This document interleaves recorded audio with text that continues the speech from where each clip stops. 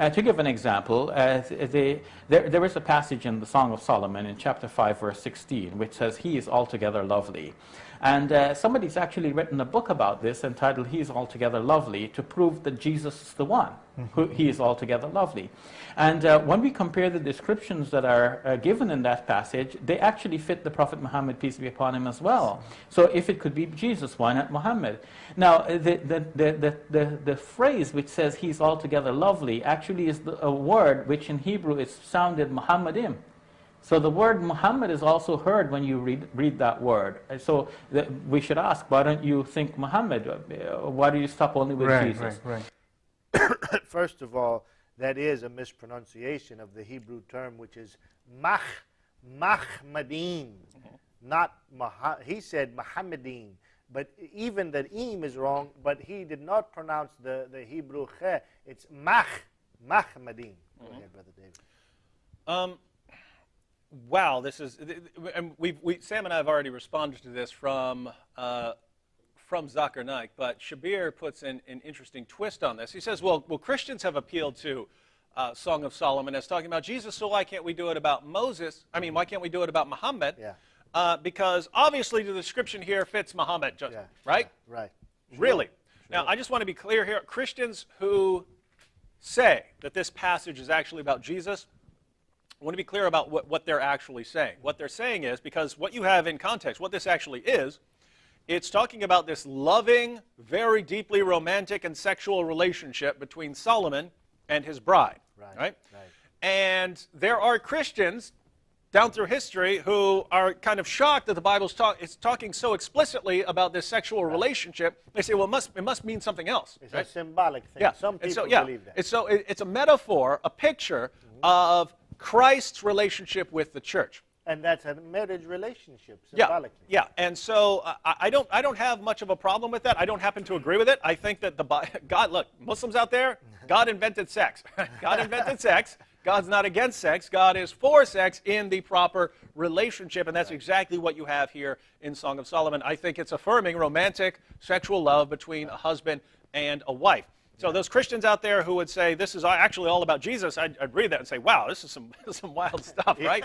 But again, this could be a picture, and it can be both, right? It can be a description of both Solomon and his bride, and have sort of a greater meaning. We find that often in the Old Testament. But most straightforwardly, this is Solomon and his bride talking pretty dirty to one another for 1000 BC, right? Well, and it is, and Shabir, the whole foundation of his argument, as you said, is based on the conjecture of just a few Christians of a possible symbolic relationship. Yeah, and even though, but that, and he wants to say, well, see, because he's talking to his Muslim viewers who don't know anything about this, right? Saying some Christians say this is about Jesus, well, why can't we say it's about Muhammad? Right.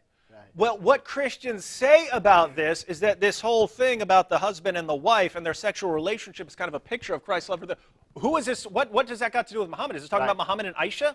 What is this talking about? Is this talking about Muhammad and his child bride? What is this talking about? It makes no sense, and that I at least understand what Christians are saying. There's only one wife in this symbolism. There needs to be 20 if it's well, no, he does. He mentions a bunch of ladies earlier on. Yeah. So, but matter of fact, not enough.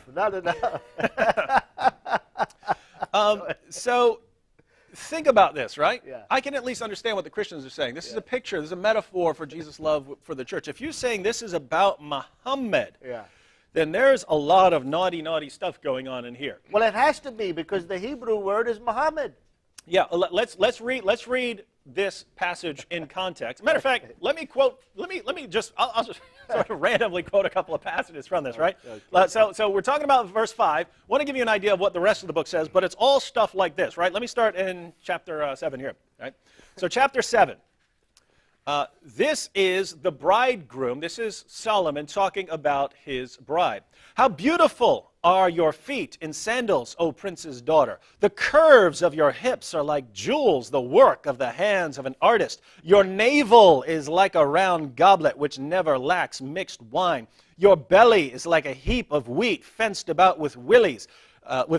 Your two breasts are like two fawns, twins of a gazelle. Your neck is a tower of ivory. Your eyes like pools in Heshbon. By the gate of Bath Raymond. Think about this.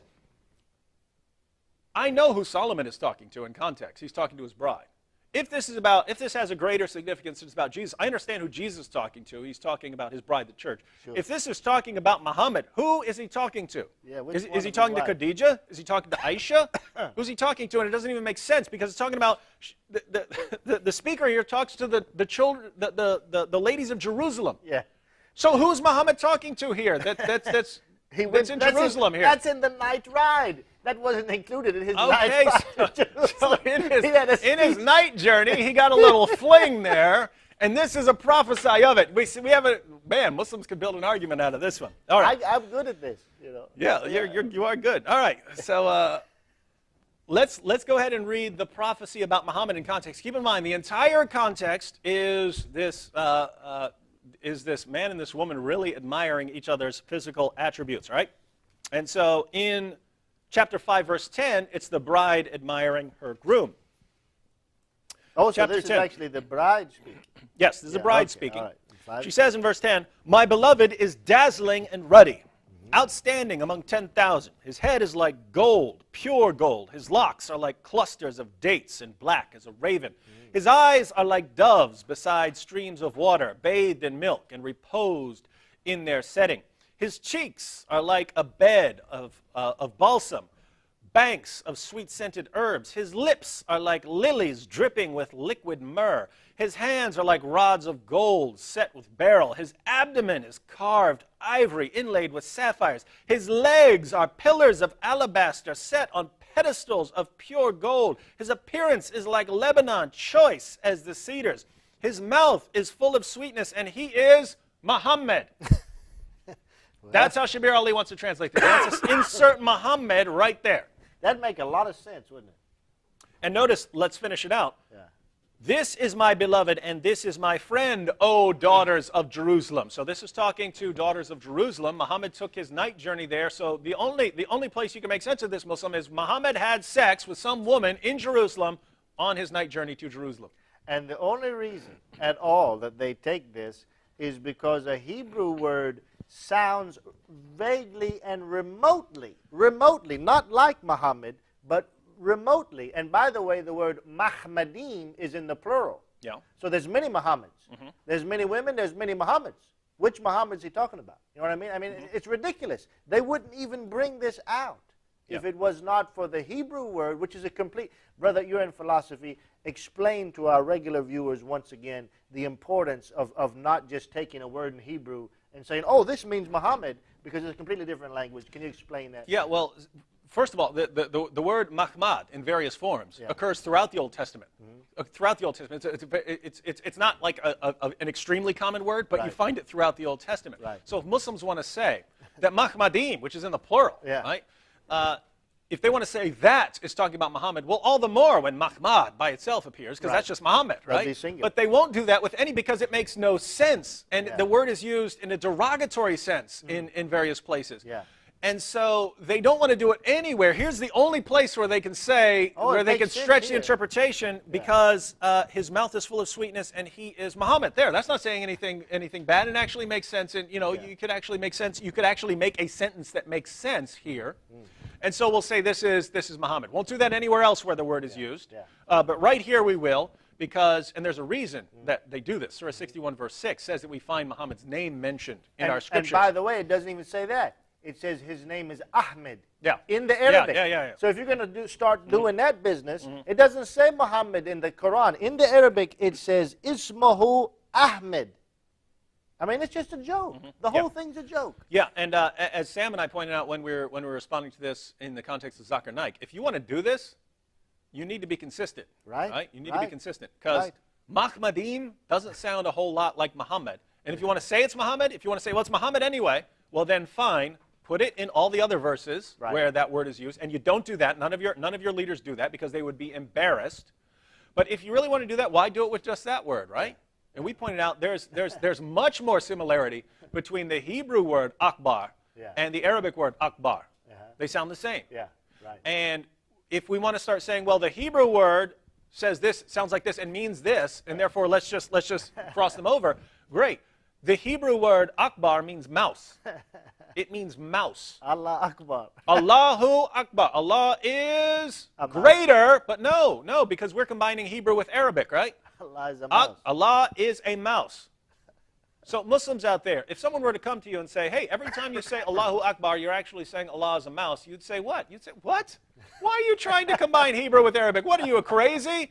Great. Now, why don't you say that when your top apologists, we're talking Zakir Naik. The best of the best. The best of the best. Shabir Ali, Zakir Naik, all of these guys, right here, this is talking about Muhammad. And think about how desperate do you have to be. You're taking a word that's used in various places. It won't make sense in any of those places except one. If you actually read the chapter, it doesn't make sense here at all. They take it in a book that is the most sexually explicit book in the Old Testament, right? And say right here in the middle of this verse about this woman who's talking in the context of Jerusalem, and talking about how attractive her husband is, how his abs are so ripped. This is actually talking about Muhammad, and the only time he can be there is during his night journey. And so Muhammad's having sex during his night journey, and this is about it. Really? And Allah's a mouse.